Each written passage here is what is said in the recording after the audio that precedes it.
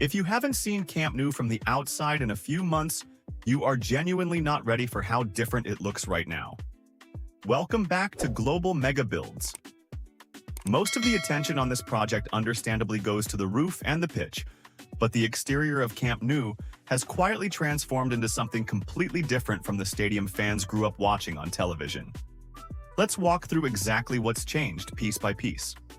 Recent site footage shows major advances specifically at the Goal Sud end of the stadium, where the exterior structure is finally taking real, visible shape.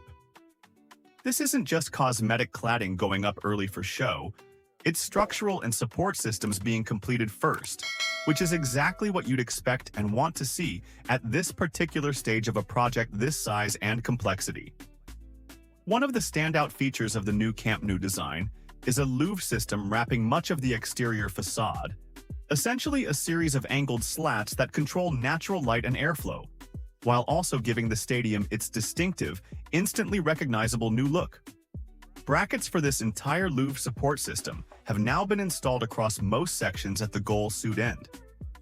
Think of these brackets as the underlying skeleton that the actual visible louvre panels will eventually attach onto once they're manufactured and delivered to site. Alongside all this facade work, crews are also progressing on the stadium's mobility cores. The vertical circulation towers that will house escalators and elevators, responsible for moving well over 100,000 fans efficiently through multiple tiers on a busy match day. These towers are structurally significant because they have to tie directly into every single level of the stadium simultaneously, and their progress is actually a really good indicator of how close the interior circulation system is to being fully functional for a genuine matchday crowd. When fully complete, Camp Nou's exterior is designed around 3 distinct levels of wide, open terraces, all wrapped in that louvre facade system, giving the entire stadium a modern, layered, almost floating look that's completely different from the closed concrete bowl fans grew up with for decades. Interior sandwich panels, the insulated wall panels that make up much of the internal structure, are already complete in multiple sections, which is a strong sign this particular part of the build is moving steadily into its later stages. This kind of open, layered, naturally ventilated facade design has become increasingly common among the world's most ambitious modern stadiums, replacing the older, fully enclosed concrete bowls of the past. It reflects a broader shift in stadium architecture toward venues that feel more open and connected to the surrounding city, while still providing the covered protection and controlled environment modern fans expect from a world-class facility. Compared to the third tier and the roof, the facade and mobility core work appears to be progressing at a steadier, more predictable pace overall, without quite the same level of complexity-driven bottlenecks we've seen elsewhere on site. That said, a facade this large, wrapping an entire 360-degree stadium bowl, still represents genuinely months of ongoing work even from where things currently stand today. Another thing worth watching here is how the different facade components start coming together as a complete system. The structural supports may be installed first, followed by insulation and interior panels, then the louvre brackets, and finally the visible exterior slats.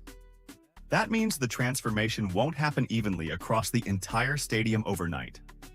Instead, you'll likely see individual sections suddenly jump from looking like exposed construction to looking almost finished, while the areas beside them remain several stages behind. Those section-by-section changes will probably be one of the clearest visual indicators of just how quickly the exterior is moving toward completion. It's easy to think of the facade as purely decorative, but that louvre system is actually doing real functional work, regulating airflow to help keep concourses comfortable during hot Barcelona summers, controlling how much direct sunlight hits the pitch and stands at different times of day, and contributing to the stadium's overall energy efficiency. Good facade design on a building this size genuinely affects the day-to-day experience of every single fan inside it. Going forward, watch for the first actual louvre panels, not just the support brackets, being fitted at the Goal Sud end. That's the moment this section stops looking like a steel skeleton and actually starts to resemble the finished renders we've all seen. We'll flag it the moment it happens. Beyond airflow and light, this exterior design also shapes how fans actually move through the stadium before and after matches. Wider terraces mean less crowding on concourses, better sightlines out toward the city, and genuinely more space to arrive early and soak in the atmosphere, rather than being funneled through narrow, enclosed corridors like in the old design.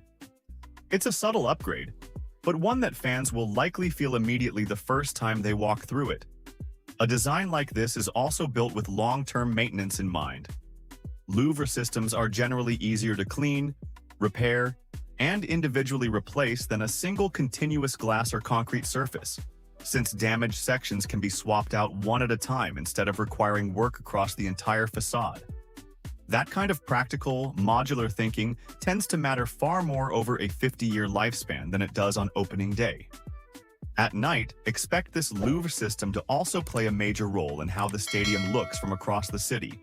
Modern facades like this are almost always designed with integrated lighting that can wash the exterior in club colors for big matches, turning the stadium itself into a kind of landmark visible for miles, rather than the mostly dark, closed-off concrete silhouette Camp Nou has been known for historically after dark. It's a little ironic that the facade is often the last thing fans think about when they picture a stadium renovation, when it's actually the first thing anyone sees from outside, on TV broadcasts, in aerial shots, in every photo taken before kickoff.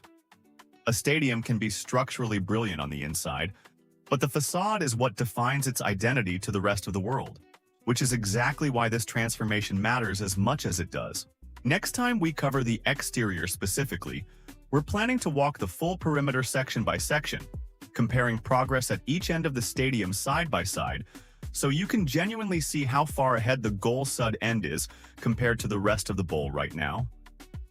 That kind of direct comparison tends to make the pace of progress far more obvious than any single update on its own. Zoom out far enough and the facade is really the final layer of a much bigger story. The structural bones went in first, the interior systems followed, and now the skin that will define how this stadium is remembered for the next 50 years is finally taking shape. Everything we've covered on this channel about the roof, the third tier, and the pitch has been building toward this exact visible, external moment. We'll keep tracking the exterior right alongside the roof and third tier in future videos. Subscribe so you don't miss the moment this entire facade is finally fully wrapped. Let me know in the comments what you think of the new design so far. See you in the next one.